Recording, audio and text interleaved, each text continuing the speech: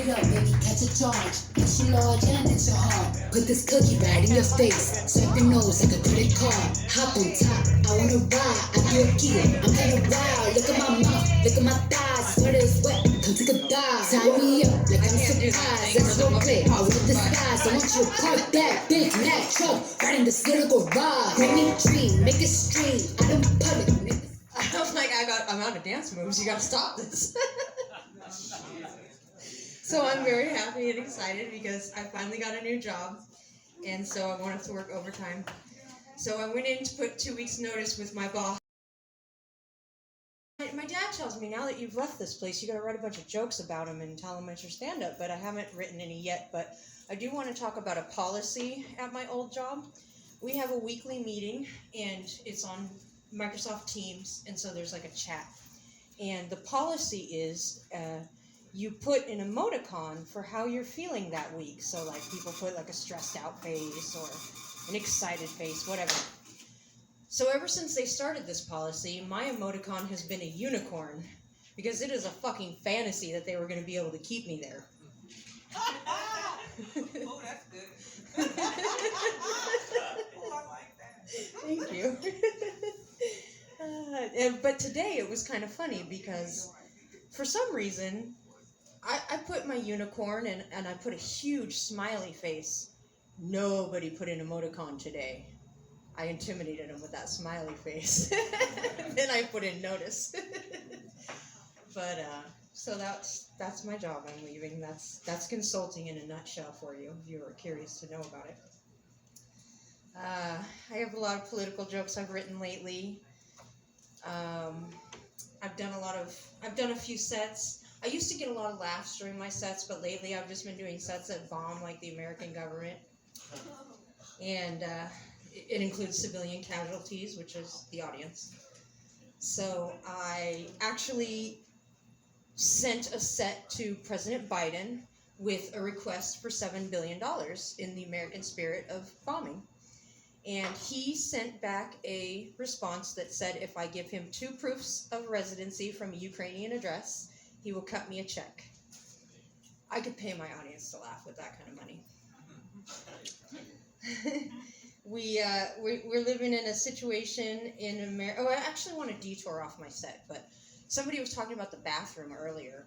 I was in a public restroom one day. I was in Death Valley, California, like right in the center of Death Valley there in the resort. And it was 7 or 8 in the morning. Okay, so keep this in mind how early in the morning it is. And I go into the women's restroom, and there's 4 stalls. And I'm like, I want to use the big stall at the end. So I go, and I'm like just barely waking up, and I push it, and it's locked, but I look under, there's no feet. So I'm like, okay, well, it's empty, but I guess I'll just move along. The second stall has a woman in there that's just humming. The third stall has a woman in there that's just spinning the toilet roll, just spinning it. And I'm like, okay, shit's getting weird. The last stall, I go to push the door, and it's unlocked, but when it opens, it just bumps into the back of a woman who's just standing there staring down at the toilet bowl. Yeah, I didn't have to go after that. I just got the fuck out of there. That's a real story. Okay, so back to my political shit.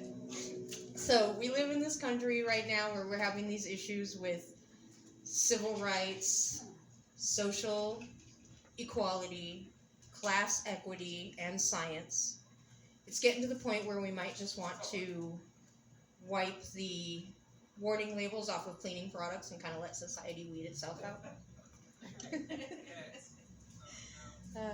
And we have a government that doesn't help because they're always, no matter what side they are, they're against the people. Most recently, one of the things, besides gas, which we're not going to talk about that because I got rid of my gas before I came in here. But their most recent thing has been regulating eggs. First, they regulated eggnog, then Cadbury eggs, now women's eggs. You better watch out because they're coming for your breakfast next. They're not going to tolerate these chicken abortions much longer.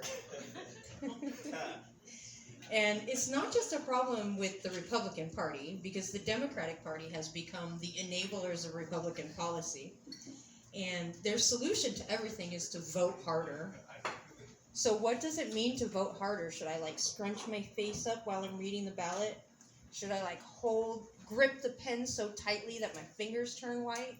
Should I like take my ballot outdoors and fill it out in a strong wind? Like, what the fuck is vote harder? So my little ending statement on that is that, it's gotten to the point where we don't want something to fight for, we just want something to live for. That's how desperate we are in this country. And now I'm going to get onto the dick jokes, which is where I think about a dick and then tell jokes about him. Nice. I have this thing on my bucket list where I want to date a comedian. And I did try to date a comedian, but it didn't work out. One day we were having a fight, and I told him, you have the hair of Count Chocula, and you're always doing your arms like you're Popeye.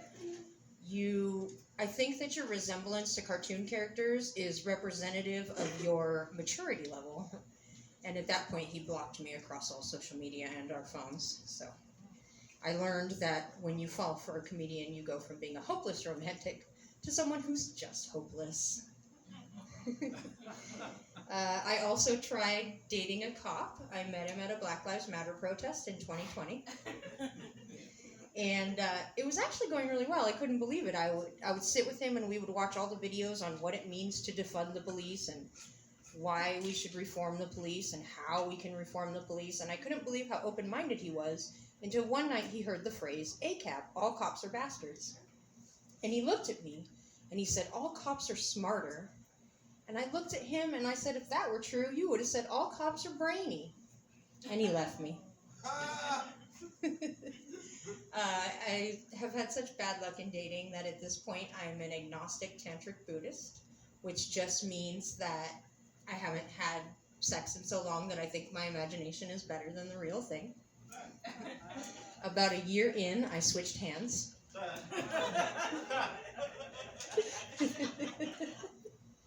And I actually did have a partner near the end of 2021, but it was very short because we only hooked up twice because, as it turns out, my imagination is better than the real thing.